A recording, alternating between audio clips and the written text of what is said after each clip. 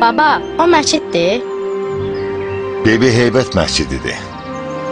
Bu məscid çox şeyləri görüb.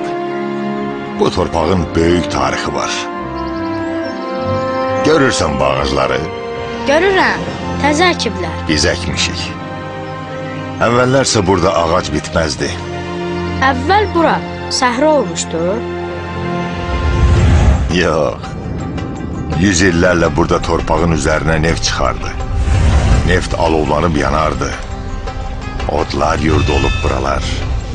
İnsanlar dəri kisələrinə neft doldurub, dəvələrə yükləyib, karvan-karvan aparardılar dünyanın başqa şəhərlərinə. Sonra neft qutardı.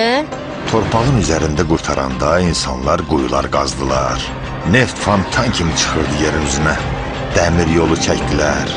Qatarlarla, gəmilərlə çox neft apardılar bu torpaqlardan. Torpaq dincəlmək bilmirdi. İllərlə neft yerə də axırdı, torpağa qarışırdı. Heç bir bitki bitmirdi bu torpaqlarda. Baba, bu balaca ağaclar da quruyacaq. Yox bala, bu ağacları əkməzdən qabaq, qapqara torpağı yüklədik maşınlara. Aparıb torpağı neftdən təmizləyən qurğularda təmizlədik. Sonra təmizlənən torpağı maşınlarla gətirib tökdük öz yerinə. İndi hamılıqla çalışaq, bu torpağı təmiz saxlayaq. Ağac əkək, əkilən ağacları sulayaq.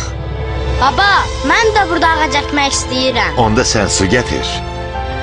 Mən sənə kömək eləyim, yeri qazım. Azərbaycan Respublikası Dövlət Neft Şirkəti. Birlikdə təbiətin taleyini dəyişək.